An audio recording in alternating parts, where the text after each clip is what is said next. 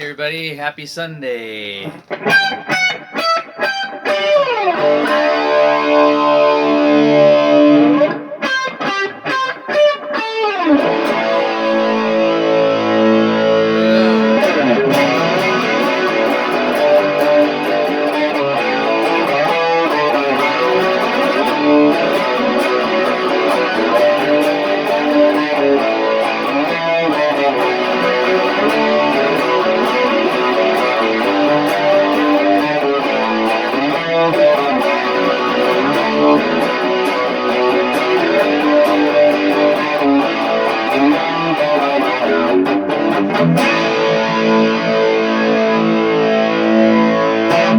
Hey everybody, happy Sunday. Happy Sunday, cheers. You made it through another week and it's Labor Day weekend. Happy Labor Day weekend to everybody. Cheers. Drink your coffee. It's good for you. Anyways, before I start, Jacob, sorry, I took the pick guard off because it looks more like Alex's guitar. Anyhow, hey, Alex Lifeson had a birthday this week. Yes, one of my favorite guitar players. Let's talk about Alex Lifeson. Rush, early years. Watch the documentaries. It says it all. Basically, played these things exclusively for a lot of his career.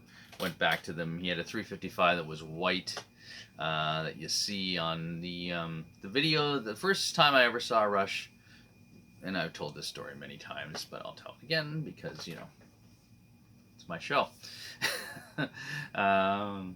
They're at Seneca College in Toronto. They filmed 3 songs for what we used to call back in the days before MTV promotional videos for your album, where, you could take clips for TV commercials or anything, or movie theaters. They would show stuff like that. I don't know. Anyhow, they did these 3 videos for the Farewell to Kings album, Xanadu, the title track, and Closer to the Heart. And for most of the videos, he was playing his white, his white 355, and of course for Xanadu, he was playing his double neck. I think the cherry. Oh God, no, I don't remember now. Maybe it was still the cherry. The cherry apparently got damaged when a horn fell on it in Long Island, and then I think he repaired it, gave it to one of his crew guys, and then got the white one, the white double neck. And but that was the first time I saw Rush, and it was a TV show because there was no video shows or there was no MTV Much Music when I was growing up. So there was some TV show where they had 3 bands, the Stampeders, Rush, and there was one other band. I can't remember who they were. I don't think it was anybody really blockbuster type band, but they're all Canadian, and they showed these videos, and they came back from commercial, and they were standing there with the 2 double necks for Xanadu, and I was forever enthralled by Rush after that, and then bought albums. Or back then I couldn't really afford albums, so we listened to a lot of radio stations. And one of my famous stories about Rush and myself is Q107. Could have been Chum FM, because Chum FM was a rock station back then. They used to play 2 songs from every band, which was kind of cool. Then you went back to Q107, you're waiting for that extra song, and it's like, oh wait a second, I'm on Q.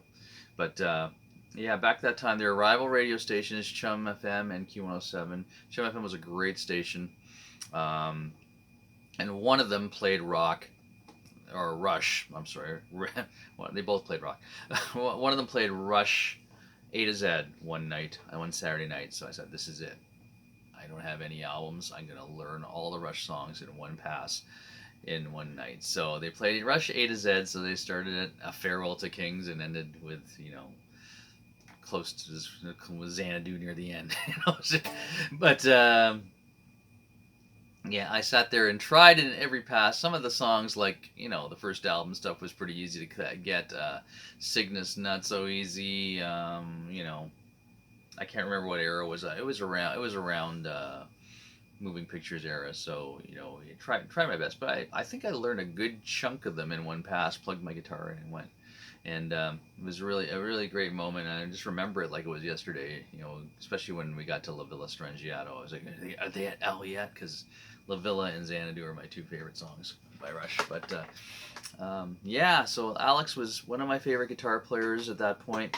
I also, fellow Canadian Rick Emmett was also my favorite guitar player at the time. Both hugely influenced by Steve Howe from Yes, so I became a Yes fan because of those two guys. And, Steve Howe also played a hollow body. Rick Emmett also played a hollow body. Um, Steve Howe played a white Gibson double neck. Guess what the other two guys had too? White Gibson double necks, Rick Emmett and Alex Lifeson. So Steve Howe was a huge influence on them. Even the music of Rush, there's a lot of little snippets that sound a little bit like Yes here and there, or influenced by Yes.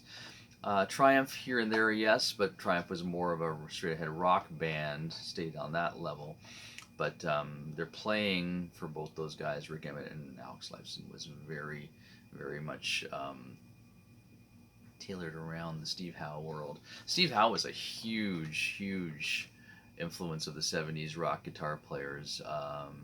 Guitar Player magazine used to have this thing called Gallery of Greats, or they had a reader's poll every year. And once you won the reader's poll, I think it was 5 times, 5 years in a row, you went to the Gallery of Greats. And Steve Howe was one of the ones who was in the Gallery of Greats because he won Best Overall Guitar for 5 years in a row in the 70s, and then moved on. So that was always the I think that was the benchmark, or the standard we were all going for, was to be as good as Steve Howe, be able to play the classical stuff, the jazz stuff, the hollow body stuff, the hard rock stuff, and play all those songs in the same in the world of Yes, with all the different time signatures.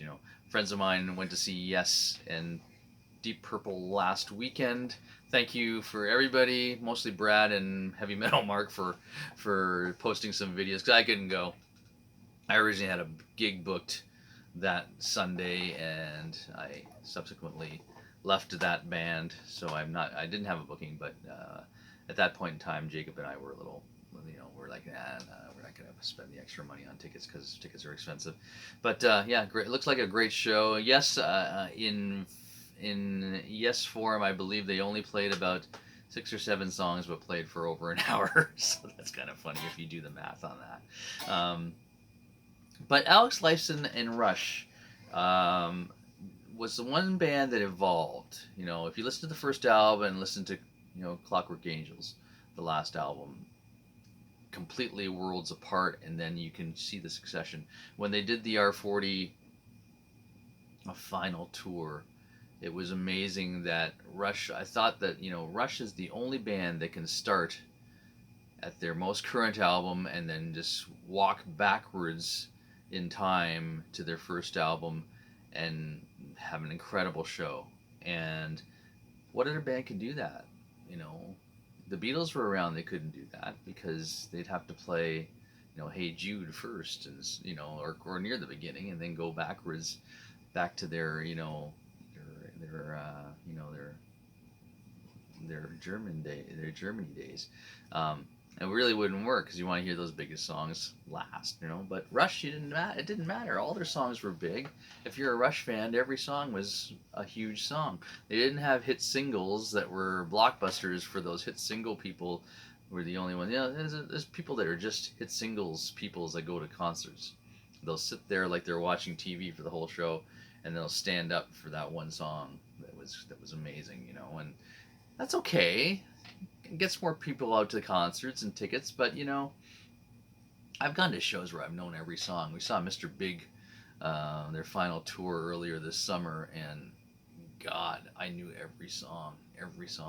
Like they did the entire Lean Into It album, and it was like Christmas. It was just the most amazing thing ever. And I saw April Wine, sadly one of the final shows. I'm happy I saw one of the final shows with Miles Goodwin singing. November, I believe, was it November of 2022? can't remember if it was 2023 or 2022, but um, every song. I knew every song on the April Wine set from front to back, and just it was incredible. It's great because there's usually one song you don't know, or one or two, or you know some bands go in and play all their new stuff, which is not the greatest if you're in greatest hits mode. You know, if you're in that twilight career and you've got a new album out and you play 4 songs off that new album. I don't know. They're never phenomenal, the new albums. Someone has to prove me wrong on that one of these days.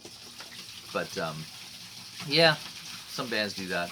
Rush could just go front to back their entire catalog, and it was amazing. I don't know many bands who do that. I don't know how many bands will ever be able to do that, unless you're a very progressive band. I guess maybe Yes could do that. But cheers to Alex Lifeson. There were some ugly rumors that Geddy Lee had some illness and was sick, and this is what I hate about Facebook, Instagram, and the internet. All the people that can just get their kicks out of fooling people like that. It's not funny. It's not entertaining. It's good for you. Good for you. And then go back and color with your crayons. You know, I mean, it's why are you doing these things? It's really ridiculous. So it's created this world of disbelief. You know, so when you hear something, or it's on the internet or whatever, you don't believe it until you get 4 or 5 or some major news story that tells you about that. But you know, anyways, Geddy is okay apparently. Hopefully you see him at the Blue Jay games some more. Cheers to Alex. As far as reunions go, yeah, I don't care. The best years are over for a lot of these bands. You know, I talked about Robert Plant last week for Robert Plant's birthday, and everyone talks about Led Zeppelin reunions, and you know those guys are pretty old. Let's remember them how they were, and go from there. Those people who can, I can speak. Those people who can perform great still. Sammy Hagar, one of them. I saw him earlier this year. Amazing. Anyhow, on a serious note, Johnny Gaudreau and his brother were killed by a drunk driver on Thursday night. Their sister's wedding was Friday. I'm sure they didn't go through with it. They were supposed to be groomsmen in New Jersey. A drunk driver. They were both on bicycles riding down the road. A car pulled out to give them more room, like most normal people would, and this guy chose to pass this car on the inside and wipe out one of the greatest young players in the game, and his brother, who was also a career hockey player in the minors, and both, you know, one was a father-to-be, one had young kids under the age of 3, and I just like to say, this happens every day in the world, where drunk drivers kill people and remain alive and get to walk the earth. And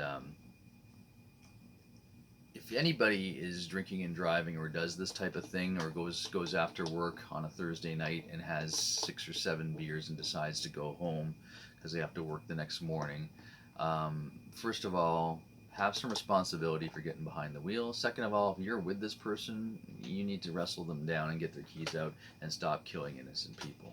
It's just the same as having a gun, and I think sometimes it takes a major tragedy like this that's very, I know, if you're not a hockey fan, you don't know who Johnny Gaudreau is, or Johnny Hockey, that's fine, but use it. If this was some football player, which I don't watch football, but some football player that no one knew, let's you know, it doesn't matter. Innocent people, it happens to. No drinking and driving, please, people. Have fun. Go out and have fun, and do that. But have a plan. Have a plan if you're going to drink. You know you're going to. So have the plan. And just if you're going out after work, I don't think you should do that if you're driving. Just have a plan. Have a plan. And we would still have some people here still on this planet. That's it for me on a serious note. On a more serious note, Bridge on Fire is playing next Saturday night in Hamilton, September 7th, at our favorite Hamilton place, for sports and everything else, the End Zone. So come out and see us. There'll be some new songs in the set. I think we're rehearsing this week. Anyhow, St. George Apple Fest is coming up on September 21st and 22nd. That will be a Avalon family extravaganza. Avalon students will be playing. Avalon bands will be playing. Jacob and Kaylee will be playing. Jacob will be doing his own set with Oscar from the Harriets. We saw a Harriet show this week. 2 Harriet shows this week, and they were amazing. This new band out of Toronto with Jacob and Oscar, who are writing some incredible songs with a great 70s vibe. It's awesome. Check out their band. I'm posting some videos today. He will be there making a special, Oscar will be there making a special appearance during Jacob's set. And then on 2 p.m. on Sunday, September 22nd, my wife's birthday, and a bunch of other birthdays that are in the Bridge and Fire family on this whole 2-week span.